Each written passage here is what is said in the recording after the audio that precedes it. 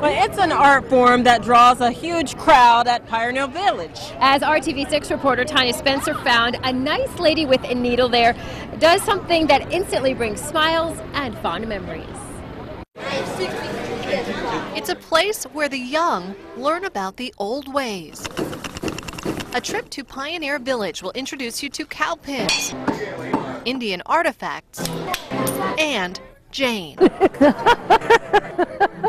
Jane Eberhardt is one of 7 ladies who call themselves the Peacemakers.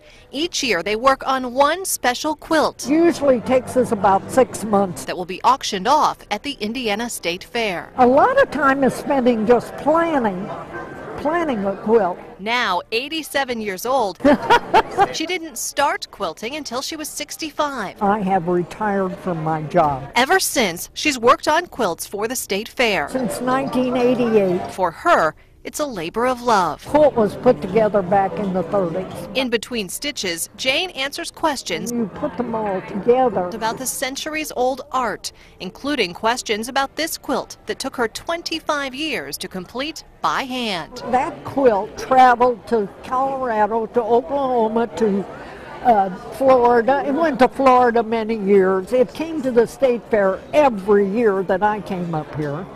And so it was well traveled. I machine piece and then hand quilt, but they're hand piecing and hand quilting, and it's just a lost art. It's gorgeous. Modern machines may make quilting faster, but many say there's something sentimental about the slow, old way of making an heirloom that will last for generations. To me, quilts are just homey and cozy. It just reminded me of my grandparents, who I haven't seen for a number of years because they've been gone for so long. I have a really modern house, but I have quilts on my bed. Past quilts have fetched anywhere from $800 to $4,000, with all the money going to restore relics here in Pioneer Village. Reporting from the Indiana State Fair, Tanya Spencer, RTV6.